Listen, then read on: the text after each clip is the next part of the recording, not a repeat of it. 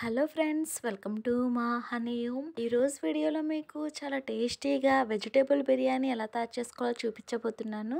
చాలా అంటే చాలా రుచిగా ఉంటుందండి. తప్పకుండా ట్రై చేయండి, చాలా బాగుంటుంది. సో ఇంక లేట్ చేయకుండా వీడియోలోకి వెళ్ళిపోదాం. ఎలా తయారు చేసుకోవాలో చూసేద్దాం. ముందుగా చిన్న మిక్సీ జార్ తీసుకొని అందులో ఒక 5 పచ్చిమిర్చి మధ్యలోకి కట్ చేసుకొని వేసుకోవాలి. అలానే 2 టమాటాలు పెద్ద ముక్కల కింద కట్ చేసుకొని వేసుకొని, గుప్పుడు పుదీనా, గుప్పుడు కొత్తిమీర వేసుకొని మెత్తగా అయ్యేంత వరకు మిక్సీ పట్టించుకొని రెడీగా పక్కన పెట్టుకోవాలి. ఈ పచ్చిమిర్చి టమాటా పేస్ట్ అనేది మనం తీసుకున్న బియ్యాన్ని బట్టి కారానికి పచ్చిమిర్చి ఎక్కువ తక్కువ అనేది వేసుకోవాలి. నేను ఇక్కడ ఈ గ్లాస్తో 2 గ్లాసుల వరకు అయితే బియ్యం తీసుకున్నాను. లేదా బియ్యం ఎక్కువగా తీసుకుంటే కనుక మనం తీసుకున్న ఇంగ్రీడియంట్స్ అన్ని క్వాంటిటీ కాస్త పెంచుకోవాలి. ఇప్పుడు మరొక గిన్నె తీసుకొని మనం తీసుకున్న బియ్యం కొలత తీసుకుని దాన్ని బట్టి నీళ్ళు వేసుకోవాలి. నేను ఇక్కడ బాస్మతి రైస్ తీసుకున్నాను కాబట్టి 1 గ్లాసు బియ్యానికి 1.5 గ్లాస్ వరకు నీళ్ళు తీసుకోవాలి. లేదా మామూలు బియ్యం తీసుకుంటే కనుక 1 గ్లాస్ బియ్యానికి 2 గ్లాసుల వరకు నీళ్ళు వేసుకోవాలి. బాస్మతి రైస్ అయితే 1.5 గ్లాస్ వరకు నీళ్ళు వేసుకోవాలి. ఇప్పుడు కొలుచుకున్న ఈ నీళ్ళు గిన్నె రైస్ ఉడకడానికి సరిపడా గిన్నెని కూడా స్టవ్ పైన పెట్టుకోవాలి. ఒక స్టవ్ పైన నీళ్ళు గిన్నె పెట్టుకొని మంట పూర్తిగా తగ్గించి కాగనివ్వాలి. మరో పక్క బిర్యానీ చేసే గిన్నె పెట్టుకొని అందులో 3 లేదా 4 టేబుల్ స్పూన్ల నూనె వేసుకొని నూనె కాగనివ్వాలి. దినుసులు 4-5 రకాలు అయితే వేసుకోండి, అన్ని వేసుకోవాల్సిన అవసరం లేదు. 1 కేజీ రైస్ కి సరిపడా బిర్యానీ దినుసులు వేసుకోండి. లో ఫ్లేమ్ లో దోరగా ఫ్రై అయిపోయిన తర్వాత మనకి ఇష్టమైన వెజిటేబుల్స్ అన్ని చిన్నగా కట్ చేసుకొని 1/2 కప్పు చొప్పున వేసుకోండి. లేదా మనం తినేదాన్ని బట్టి ఎక్కువ తక్కువ అనేది వేసుకోవాలి. 1 నిమిషం పాటు కలుపుతూ నూనెలో ఫ్రై చేసుకున్న తర్వాత 2 టేబుల్ స్పూన్ల అల్లం వెల్లుల్లి పేస్ట్ వేసుకోవాలి.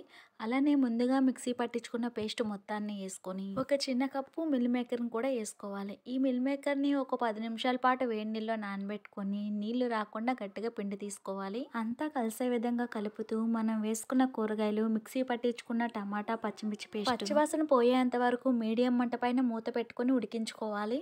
ఇలా ఒక 5 నిమిషాల పాటు ఉడికించుకున్న తర్వాత మూత తీసుకొని చూస్తుంటేనే తెలిసిపోతుంది మనం ఇందులో వేసుకున్న నూనె పైకి తేలిపోయింది అంటే ఇవన్నీ నూనెలో బాగా ఫ్రై అయిపోయినట్టే.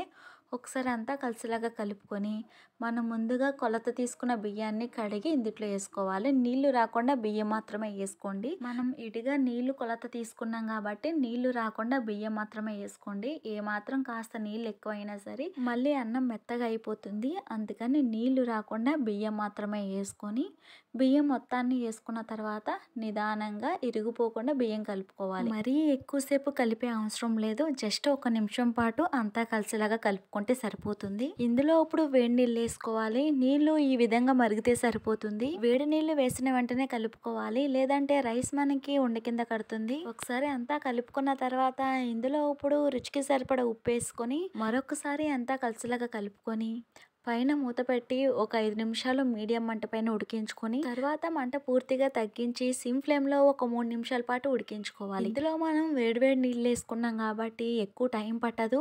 అందులోకి బాస్మతి రైస్ మరింత త్వరగా ఉడికిపోతుంది. చూడండి, చాలా ఈజీగా ఒక 6-7 నిమిషాల్లోనే రైస్ మెత్తగా ఉడికిపోయింది. మధ్యలో మూత తీసుకొని రైస్ ఉడికిందా లేదని చూసుకొని రైస్ మెత్తగా ఉడికిన తర్వాత స్టవ్ ఆఫ్ చేసుకోవాలి. వెంటనే మూత తీయకుండా ఒక 5 నిమిషాల పాటు పక్కన పెట్టుకొని తర్వాత సర్వ్ చేసుకోండి. ఈ వెజిటేబుల్ బిర్యానీలోకి ఎలాంటి కర్రీ అయినా, వెజ్ అన్నా నాన్ వెజ్ అయినా సరే లేదా రైతాతో తిన్నా సరే ఈ బిర్యానీ చాలా బాగుంటుందండి. టేస్ట్ అయితే మాత్రం మీరు ఒకసారి తప్పకుండా ట్రై చేసి మీకు టేస్ట్ ఎలా వచ్చింది అనేది నాతో షేర్ చేసుకోండి కామెంట్ రూపంలో. ఈ వెజ్ పలావ్ రెసిపీ మీకు నచ్చినట్లయితే తప్పకుండా లైక్ చేయండి, షేర్ చేయండి. మరిన్ని ఈజీ రెసిపీస్ కోసం సబ్స్క్రైబ్ చేయండి. Thank you for watching my video.